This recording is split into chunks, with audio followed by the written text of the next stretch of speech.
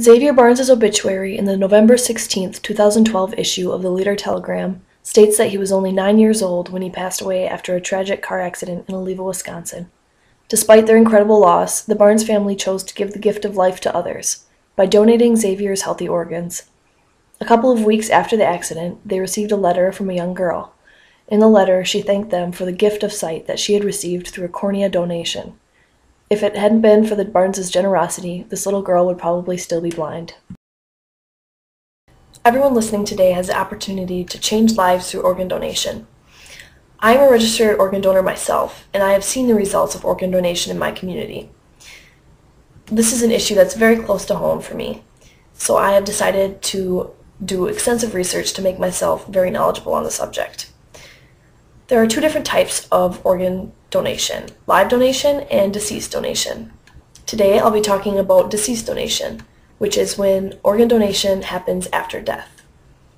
I will specifically be talking about what organ donation is, why it's so important, and how you can make a difference by becoming an organ donor.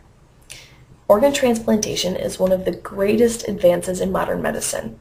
The Cleveland Clinic, accessed January 12, 2013, defines organ donation as the process of surgically removing an organ from one person and placing it into another when transplantation is necessary because the recipient's organ has failed either has been damaged by disease or injury.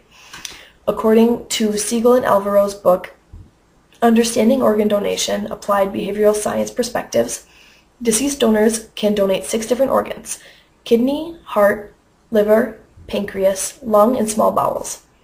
Unlike organs, most tissues can be stored and used when needed. Deceased donors can also donate bone, skin, corneas, middle ear, heart valves, veins, cartilage, tendons, and ligaments. So why is there so much focus on this process? And why is it so important? Well, thousands of people are in need of organ donations every day.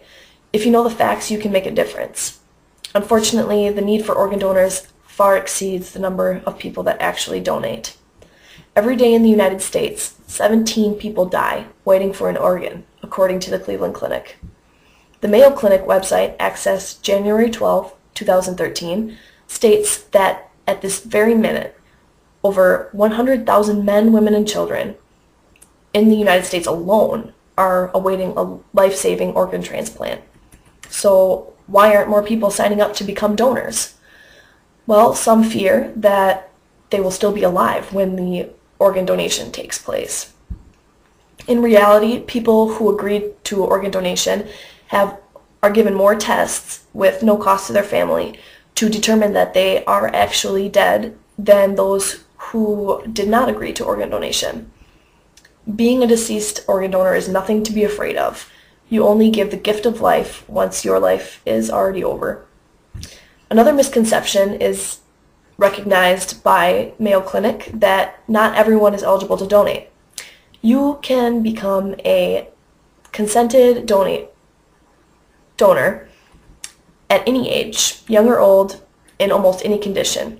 There are very few conditions that automatically disqualify you from being a donor. Now that misinformation can't keep you from saving lives, there's something you can do to help. By taking only a few minutes out of your day, you can extend someone else's life by decades.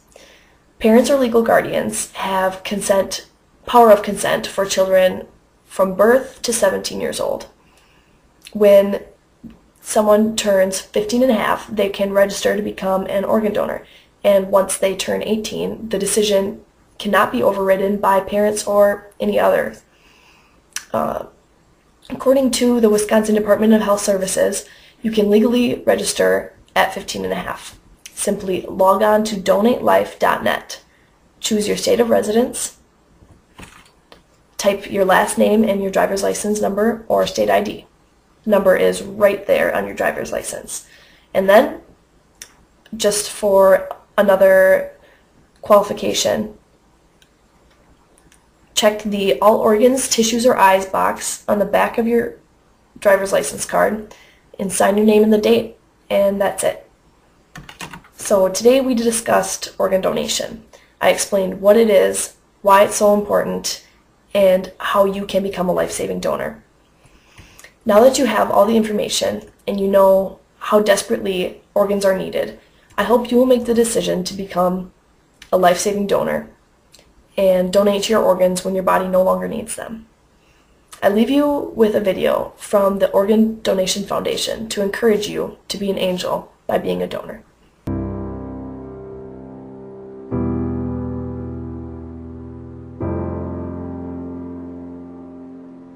I've been roaming around.